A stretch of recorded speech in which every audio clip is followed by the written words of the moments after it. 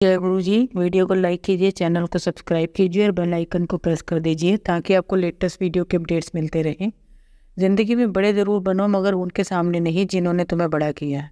जय गुरु जी। आज मैं सबके साथ जो सत्संग शेयर करूंगी वो ममता अग्रवाल आंटी जी का है। चलिए आज का सत्संग आंटी जी की जो बानी है हम सब सुनते हैं और जानते हैं कैसे गुरु जी ने आंटी जी के जीवन की रक्षा करी और कैसे गुरु जी ने उनके पूरे परिवार की खुशियाँ लौटाई। और भी बहुत कुछ हुआ आंटी जी की ज़िंदगी में। बहुत ही अच्छा सत्संग शेयर करा आंटी जी ने। जैसा आंटी जी ने अपने सत्संग में शेयर करा है वैसे ही आप सबके साथ इस सत्संग के माध्यम से आज मैं साझा करूंगी। और हमारी छोटी सी कोशिश यह रहती है जो ये ब्लेस सत्संग हम आप सबको सुनाते हैं वो हर घर तक पहुंच सके और सब संगत सत्संग सुने और ब्लेस हो सके। इसलिए सब संगत सत्संग के अंत तक बने रहना और सत्संग को बहुत ध्यान से सुनना और सत्संग को बीच में ना छोड़े, क्योंकि सत्संग सुनने वाले का भी कल्याण होता है और सत्संग करने वाले का भी। और हो सकता है जो आज आप सत्संग सुने उससे आपको भी अपने कई सवालों के जवाब आज आपको मिल जाएं। चलिए सत्संग शुरू करते हैं। जय गुरु जी। मैं गुरु जी की सच्ची भक्त हूँ। मेरी एक बुटीक है जो मैं अपने प्रबंधक शिवलाल के साथ पिछले 10 साल से चला रही हूँ। एक दिन शिवलाल बहुत उदास नजर आया। पता चला कि उसकी बेटी तुलसी वेस्ट बंगाल में खाओ में अपने घर में तेज बुखार से पीड़ित है। शिवलाल चिंतित था। मैंने उसे बताया कि यह केवल बुखार ही है और वह चिंता न करे। अगले दिन शिवलाल अपने घर जाना चाहता था। उसकी बेटी को अस्पताल में भर्ती करा दिया था। गाँव वालों को विश्वास था कि उसकी बेटी काले जादू के शिकार है। मैंने उस दिन शिवलाल को बड़े मंदिर लंगर के लिए भेजा और उससे कहा कि वह तुलसी के लिए तो गुरुजी से प्रार्थना करे। क्योंकि वह मंदिर में था इसलिए उसका मोबाइल बंद था। इस बीच शिवलाल की पत्नी जो उसके संपर्क करना चाहती थी, उसका मोबाइल न मिलने के कारण उसने मुझे संपर्क किया। उसने बताया कि उसकी बेटी की हालत बहुत खराब थी और वह शिवलाल से तत्काल बात करना चाहती है। मैंने शिवलाल की पत्नी से कहा कि वह मेरी बात गाँव के अस्पताल के चिकित्सक से करा दे। चिकित्सक ने बताया कि उसकी बेटी को मस्तिष्क ज्वर है और उसकी गाँव में जीवित रहने की संभावना कम है। तुलसी को शायद किसी बड़े हॉस्पिटल में ले जाया जाए तो वह स्वस्थ हो सकती थी। मुझे समझ नहीं आ रहा था कि मैं क्या करूं। यह सोच कर कि जो हो रहा है वह गुरुजी कर रहे हैं, मैंने अपने अंकल को जो चिकित्सक हैं पटना में फ़ोन किया। उन्होंने कहा कि तुलसी को शीघ्र ही पश्चिम बंगाल के किसी हॉस्पिटल में दाखिल कर देना चाहिए, परंतु उन्होंने किसी विशेष हॉस्पिटल का नाम नहीं बताया। मेरे अंकल ने मुझे गूगल पर किसी अच्छे हॉस्पिटल का नाम ढूंढने को बोला। मैंने गुरुजी का नाम लेकर एक हॉस्पिटल का नाम ढूंढा और सब कुछ तय कर लिया। मैंने गाँव वाले अस्पताल से संपर्क किया। उन्हें तुलसी को एम्बुलेंस में बड़े हॉस्पिटल ले जाने को कहा। गांव में चिकित्सकों को बताया कि छठ पूजा के कारण सड़कों पर बहुत भीड़ होगी और तुलसी को ले जाने में 5 घंटे लग सकते हैं, जबकि गाड़ी से वे 4 घंटे में पहुंच सकती है। जब शीला मंदिर से वापस घर आए तो उस समय पहले ही तुलसी एम्बुलेंस में थी। मुझे डर भी लग रहा था क्योंकि मैंने शिवलाल से तुलसी को बड़े हॉस्पिटल में ले जाने की अनुमति नहीं ली थी। इसके अतिरिक्त चिकित्सक भी उसके ठीक होने का भरोसा नहीं दे रहे थे। तुलसी अचेत दशा में थी। तुलसी 3 घंटे के असंभव समय में अस्पताल पहुंच गई। शिवलाल के भाई ने हॉस्पिटल से तुलसी के बारे में सूचना दे दी थी। उसने खराब खबर भी दी। उसने बताया कि तुलसी आईसीयू में बुरी अवस्था में और किसी को पहचानती नहीं है। मैंने चिकित्सकों से आग्रह किया वह जितना कर सकते हैं अवश्य करें और खर्चे की चिंता ना करें। मैंने शिवलाल को गुरुजी से प्रार्थना करने को कहा और उसे गुरुजी के स्वरूप के आगे अगले दिन गाँव भेज दिया। अब मुझे पश्चिम बंगाल चिकित्सकों के लिए पैसे भेजने थे, परंतु मुझे कुछ समझ नहीं आ रहा था कि मैं कैसे करूं। मैंने फेसबुक पर अनुरोध किया। मेरी एक सहेली दीक्षा ने बताया कि उसका देवर वहां पैसे पहुंचाने का काम कर देगा। जब शिवलाल हॉस्पिटल पहुंचा तो मैंने उसे गुरुजी का स्वरूप आईसीयू में तुलसी के तकिए के नीचे रखने को कहा, परंतु चिकित्सक इस बात के लिए मना कर रहे थे और बाधक बन रहे थे। मैं अपनी सहेली के देवर से जो पैसे भेज रहे थे बात की और पूछा कि क्या वह पता कर सकते कि चिकित्सकों और तुलसी का ठीक से उपचार कर रहे हैं, कई मूर्ख तो नहीं बना रहे। मेरी सहेली के देवर ने बताया कि वह इस हॉस्पिटल में केवल एक ही अच्छे चिकित्सक को जानता है जो उसका मित्र भी है। उसने चिकित्सक का नंबर भी मुझे दे दिया। चिकित्सक से बात करने से पता चला कि वही चिकित्सक तुलसी का उपचार कर रहा था। अस्पताल के कर्मचारियों ने मुझे ठीक से नहीं बताया क्योंकि अब मेरे पास चिकित्सक का मोबाइल नंबर था। मैंने उसे गुरुजी का स्वरूप तुलसी के तकिए के नीचे रखवाने के लिए आग्रह किया। उसने उस बात की अनुमति दे दी। चिकित्सक ने मुझे बताया कि तुलसी वास्तव में बहुत गंभीर स्थिति में है। हम सब गुरुजी से प्रार्थना करते रहे। अगले दिन तुलसी ने अपनी आंखें खोली और माता को पहचान लिया। उसके बाद दिन प्रतिदिन उसकी स्थिति में सुधार होता गया और वह स्वस्थ और प्रसन्न होती गई। तुलसी ने मुझे बताया कि गुरुजी तुलसी को स्वप्न में दर्शन देते हैं। गुरुजी का बहुत बहुत धन्यवाद कि मैं छोटी सी लड़की की जान बचा पाई और यह सत्संग आप सबके साथ बांट पाई। मेरे पिता मधुमेह के रोग के पीड़ित है और उनकी ये किडनी पूरी तरह से काम नहीं करती है। वह सिंगापुर में अपना इलाज करवा रहे हैं। इस हालत में भी वह पिछले 25 साल से अपनी सैर की आदत रखे हुए हैं, परंतु कुछ महीने पहले जब दिल्ली में स्वाइन फ्लू फैला हुआ था मेरे पिता बीमार पड़ गए। वह काम पर तो जा रहे थे परंतु सैर नहीं कर पा रहे थे। मैंने अपनी माता से पिता के सैर न करने की शिकायत करी और कहा कि वह सुस्त से होते जा रहे हैं, उन्हें अपनी सेहत के लिए और अवश्य करनी चाहिए। शुक्रवार का दिन था, मैं सत्संग के लिए गई और मेरे पिता को लंगर प्रसाद खाना पड़ा। अगले दिन उन्होंने फिर लंगर खाया। जब मैं उनसे सोमवार को मिली तो मैंने उनको स्वाइन फ्लू की जांच कराने के लिए कहा। चिकित्सकों ने स्वाइन फ्लू होने की पुष्टि कर दी। हम सब भयभीत होकर, क्योंकि उनकी इस हालत में ठीक होना नहीं था। अगले दिन शिवरात्रि थी और उनको अस्पताल में भर्ती करा दिया गया। शिवरात्रि के दिन मैं अपने घर के मंदिर में गुरुजी के स्वरूप को देख रही थी और रो रही थी, क्योंकि मैं अपने पिता के लिए भयभीत हो रही थी। परंतु गुरुजी हमारी बात बहुत जल्दी सुन लेते हैं। मैं अभी अपने मंदिर में बैठी ही थी जब गुरुजी की एक संगत नीरा ने मुझे फोन किया और पूछा कि मैं बड़े मंदिर के लिए जाना चाहूंगी। मुझे अपने कानों पर विश्वास नहीं हुआ। जब मैं दर्शन के लिए मंदिर पहुंची तो अभी लंगर शुरू नहीं हुआ था। मैंने अपने मन में गुरुजी को अपने पिता के लिए कुछ प्रसाद देने की प्रार्थना करी। इतनी देर में एक भक्त वहां आया और उन्होंने मुझे बेड़ प्रसाद दे दिया। मैं प्रसाद को घर ले गई और वह अपने पिता को भेज दिया। अगले दिन मेरे अस्पताल से छुट्टी मिल गई। पिताजी को गुरुजी के आशीर्वाद के कारण उन्हें स्वाइन फ्लू के दुष्प्रभाव से कष्ट नहीं उठाने पड़े। मेरी माता को, जो सदैव मेरे पिता के साथ रही, भी स्वाइन फ्लू का प्रभाव नहीं हुआ। ऐसे हैं गुरुजी की शरण। गुरुजी सदैव हमें अपने चरण कमलों में रखें। 10 साल मैंने गुरुजी का जन्मदिन बड़े उत्साह के साथ मनाया। अगले दिन जब मैं अपने लड़के को चिकित्सक के पास ले जा रही थी तो रास्ते में मैं ड्राइवर के साथ गाड़ी में गुरुजी का सत्संग करती रही। जो ही मैं गाड़ी से उतरी, मैंने गुरुजी का लॉकेट ड्राइवर को दे दिया। यह लॉकेट मुझे छोटे मंदिर से मिला था। जब मैं उतर कर अपने घर में भूतल में तहखाने की तरफ जा रही थी तो सीढ़ियों में मेरा पैर फिसल गया और मैं तहखाने तक लुढ़कती चली गई। मेरी ठोड़ी सीढ़ियों में 3 बार लगी। उस समय मेरे पास एक शीशे की बोतल थी जो गिरने से टूट गई और शीशे के टुकड़े बोरियों में बिखर गए। एक बार तो मुझे ऐसा लगा कि मैं गई, परंतु सीढ़ियों के नीचे लुढ़कने के बाद मैं उठकर खड़ी हो गई और मैंने अपने आप को बिल्कुल ठीक ठाक पाया। केवल मेरी कमीज पर कुछ खून के धब्बे थे। मैंने अपने आप को अच्छी तरह देखा कि कहीं कोई हड्डी तो नहीं टूट गई है, परंतु सब ठीक था। केवल मेरे हाथों और पैरों पर कुछ चीरे थे। गुरुजी की कृपा ने मुझे बचा लिया था। मुझे जल्दी समझ आ गया कि गुरुजी ने मेरे प्रमुख नकारात्मक कर्मों को ले लिया है। मैं ये सोच कर आज तक आश्चर्यचकित हूँ कि मैं बगैर किसी बड़ी चोट के कैसे रही जब गुरुजी ने मुझे ठीक किया। जय गुरुजी, शुक्राना गुरुजी। गुरुजी सबकी रक्षा करें। एक सोमवार को मेरे पति अनुज जब घर वापस आए तो उन्हें 104 डिग्री बुखार था। उस समय सारे शहर में डेंगू फैला हुआ था और मुझे शक था कि शायद उन्हें भी डेंगू हुआ हो। जांच की रिपोर्ट आने में 4 दिन लगते, परंतु मैंने इंतजार नहीं किया। अगली सुबह मैंने अनुज को जल प्रसाद देना शुरू कर दिया और साथ ही आयुर्वेदिक होम्योपैथिक दवाइयां भी शुरू कर दी। रिपोर्ट में डेंगू की पुष्टि हुई, परंतु मुझे एहसास हुआ कि गुरुजी हर कदम पर हमारा मार्गदर्शन कर रहे थे। नहीं तो मुझे कैसे यकीन होता कि अनुज को डेंगू था और मैंने उसका इलाज शुरू कर दिया। जैसा कि इस बीमारी में होता है, बुखार उतर गया और मैंने उनके प्लेटलेट की गिनती कम हो गई और वह और ज्यादा बीमार महसूस करने लगे। मैं बड़े मंदिर गई और उसके लिए रोटी और हलवा प्रसाद लेकर आई, परंतु उन्होंने वो नहीं खा पाए। अगले दिन उन्हें प्लेटलेट बहुत ज्यादा गिर गए और चिकित्सकों ने उनको हॉस्पिटल में भर्ती करने के लिए कहा। मेरे पति इसके लिए मना नहीं कर रहे थे और मुझे समझ नहीं आ रहा था कि मैं क्या करूं। मैं बहुत डरी हुई थी। तभी एक मित्र जो गुरुजी की संगत में हैं आए और उन्होंने हमें आश्वासन दिया कि गुरुजी हमारे साथ है, चिंता करने की कोई जरूरत नहीं है। हमें मेरे पति का हॉस्पिटल में भर्ती होना टाल दिया। चिकित्सक अनुज को अगली सुबह भर्ती करने के लिए मान गए। मैं सारी रात अनुज को जल प्रसाद और होम्योपैथी की दवाई देती रही। हालांकि वो करीब करीब बेसुध थे, मैं उन्हें सत्संग पढ़कर सुनाती रही। अगली सुबह जब प्लेटलेट्स की जांच हुई तो उनकी गिनती दोगुनी हो गई थी। गुरुजी की कृपा से उनकी तबीयत बेहतर होने लगी, परंतु डेंगू के कारण वे बहुत कमजोर हो गए थे। हम 15 दिन बाद आश्रम आए और अनुज को अभी भी इतनी कमजोरी थी कि वह चल भी मुश्किल से पा रहे थे। मंदिर में लंगर करने के बाद वापस जाते समय यह बोले कि अब वह इतना अच्छा महसूस कर रहे थे कि लंबी दौड़ में भी भाग ले सकते थे।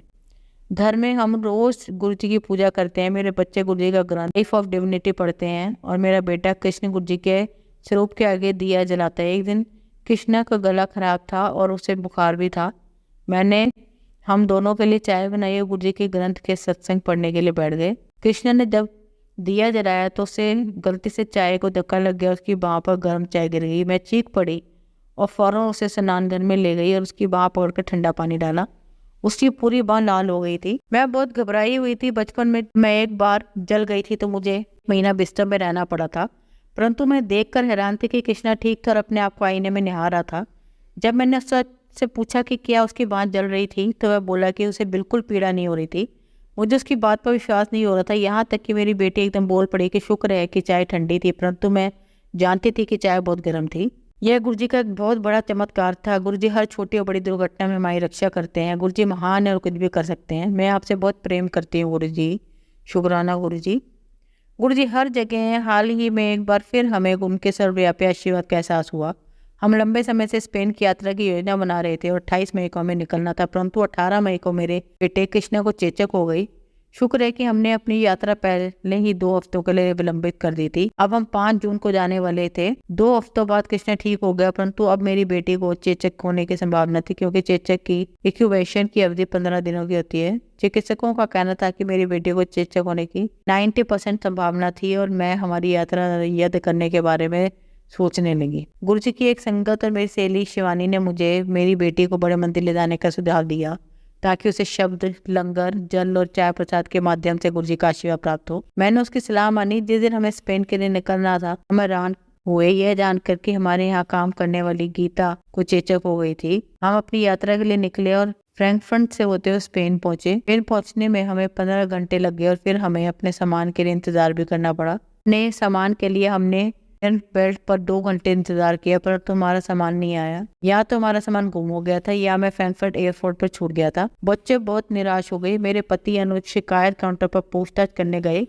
और हम पूरी श्रद्धा के साथ गुरुजी का मंत्र जाप कर रहे थे। हम आधे घंटे तक मंत्र जाप करते रहे और तब अनुज आए और बोले कि हमें एक और कन्वेंट बेल्ट पर जाकर अपना सामान ढूंढना चाहिए, जहाँ तुर्की के एक विमान का सामान आ रहा था। वहाँ मेरी बेटी नंदिनी की नजर हमारे सामान पर पड़ी। हम जानते थे कि ऐसा सिर्फ गुरुजी कर सकते थे और हमें यह जानकर आश्चर्य मिला कि गुरुजी चाहते थे कि हम खुश हों।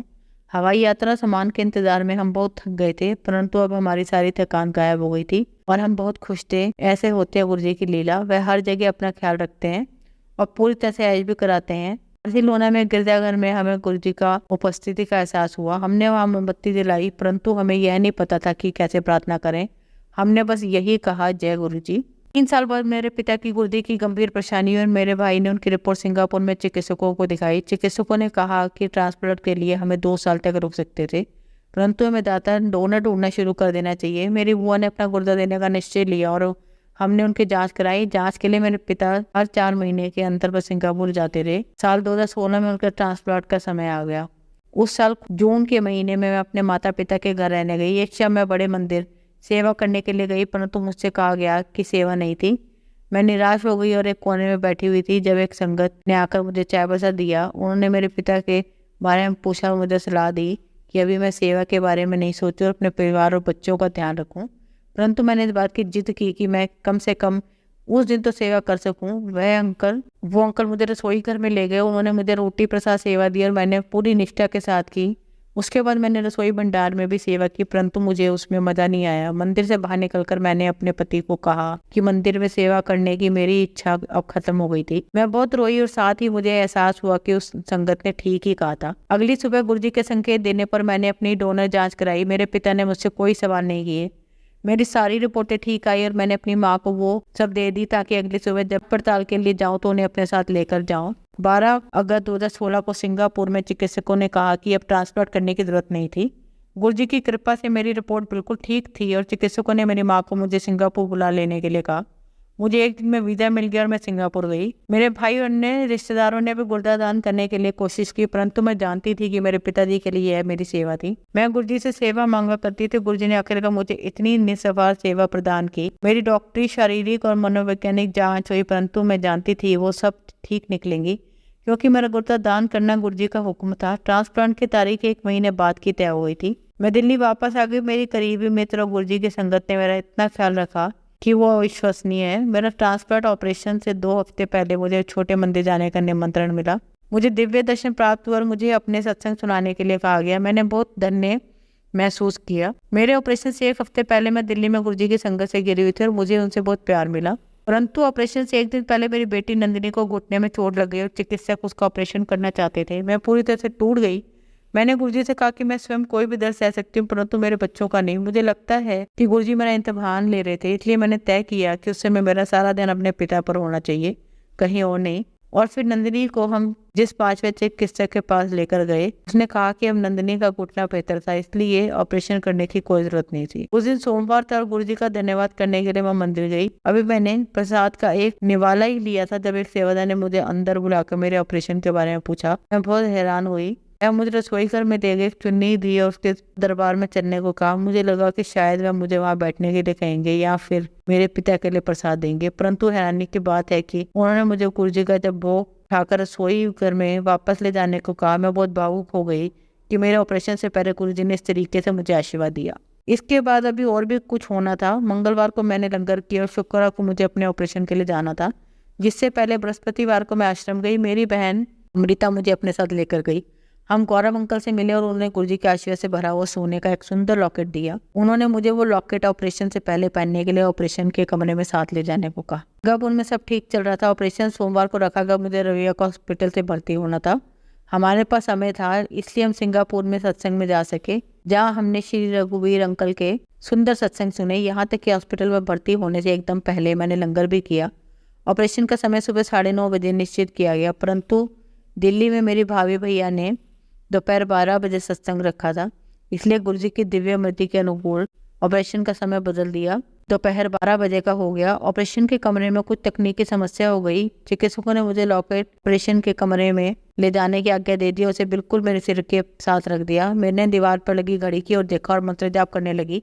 ऑपरेशन बिना किसी कठिनाई के हुआ और उसमें 2 घंटे लगे, बिल्कुल उस समय जितना दिल्ली में सत्संग रखा गया था। जिस समय ऑपरेशन खत्म हुआ, बाहर बैठे एक रिश्तेदार को गुलाबों की खुशबू महसूस हुई। मेरे पिता को भी निसंदेह गुरुजी का आशीर्वाद प्राप्त हुआ। अपने ऑपरेशन के सिर्फ आधे घंटे बाद उन्होंने पेशाब किया, जिससे चिकित्सक बहुत खुश हुए। चिकित्सक इस बात से बहुत खुश थे कि गुर्दा उत्तम तरीके से मेल खा पा रहा था। मुझे बहुत लोगों के संदेश आए कि मैंने कितनी बहादुरी का काम किया था, परंतु सच्चाई तो यह थी कि 1 महीने के लिए मेरा दिमाग बिल्कुल बंद हो गया था और मैं सिर्फ गुरुजी के निर्देश का पालन करती जा रही थी। अपने पिता के नए जीवन का मैं एक छोटा सा माध्यम बनी। गुरुजी हर क्षण आशीर्वाद देते हैं, हमारे साथ हैं। मैं गुरुजी उनकी परी संगत का जितना धन्यवाद करूँ वो कम होगा। गुरुजी के आशीर्वाद और उनकी संगत का प्यार, जो गुरुजी का ही प्रेम है, की वजह से ही हम जिंदगी की इतनी मुश्किल घड़ी इतनी आसानी से पार कर सके। गुरुजी हमसे जो भी कराते हैं बहुत आराम से और अनोखे ढंग से कराते हैं। हम सब आपसे प्रेम करते हैं गुरुजी। अब आप सबको एक कहानी सुनाती हूँ, आप सब इस कहानी को बहुत ध्यान से सुनना। आज की कहानी का शीर्षक है चील और मुर्गी। एक जंगल में बरगद का एक पेड़ था। उस पेड़ के ऊपर एक चील घोंसला बनाकर रहती थी, जहाँ उसने अंडे दे रखे थे। उसी पेड़ के नीचे एक जंगली मुर्गी ने भी अंडे दे रखे थे। एक दिन उस चील के अंडे में से एक अंडा नीचे गिरा और मुर्गी के अंडों में जाकर मिल गया। समय बीता, अंडा फूटा, चील का बच्चा उस अंडे से निकला और वह यह सोचते हुए बड़ा हुआ कि वो एक मुर्गी है। वो मुर्गी के बाकी बच्चों के साथ बड़ा हुआ। वह उन्हीं कामों को करता है जिन्हें एक मुर्गी करती है। वो मुर्गी की तरह कुड़कुड़ाता, जमीन खोदकर दाने चुगता और वो इतना ही ऊंचा उड़ पाता जितना कि एक मुर्गी उड़ती है। एक दिन उसने आसमान में एक चील को देखा जो बड़ी शान से उड़ रही थी। उसने अपनी मुर्गी माँ से पूछा कि उस चिड़िया का क्या नाम है जो इतना ऊंचा बड़ी शान से उड़ रही है। मुर्गी ने जवाब दिया, वह एक चील है। फिर चील के बच्चे ने पूछा, माँ मैं इतना ऊंचा क्यों नहीं उड़ पाता? मुर्गी बोली, तुम इतना ऊंचा नहीं उड़ सकते क्योंकि तुम एक मुर्गी हो। उसने मुर्गी की बात मान ली और मुर्गे की जिंदगी जीता हुआ एक दिन मर गया। अब सीख जो हमें इस कहानी से मिलती है, जो भी हम सोचते हैं या कुछ नया करने की कोशिश करते हैं तो दूसरे यह कहकर रोकते हैं कि तुम ऐसा नहीं कर सकते, ऐसा नहीं हो सकता, और हम अपना इरादा या सोच कर बदल लेते हैं कि वाकई में यह नहीं हो सकता और हार कर मान जाते हैं। इसका मुख्य कारण अपने ऊपर भरोसा ना होना, अपनी शक्तियों पर भरोसा ना होना, अपने काम पर भरोसा ना होना। दोस्तों, जो लोग कहते हैं कहने दीजिए, लोगों का काम है कहना। अपने आप पर भरोसा रखें, अपने आप को पहचाने। दोस्तों, अगर जीत निश्चित हो तो कायर भी लड़ सकते हैं। बहादुर वो कहलाते हैं जो हार निश्चित हो फिर भी मैदान नहीं छोड़ते। जय गुरु जी, शुक्राना गुरु जी। संगत जी, अगर आपका आज का सत्संग अच्छा लगा तो आप इस सत्संग को और संगत के साथ जरूर साझा करें, जिससे वो भी महाराज का दिव्य आशीर्वाद प्राप्त कर सकें। जय गुरु जी, शुक्राना गुरु जी।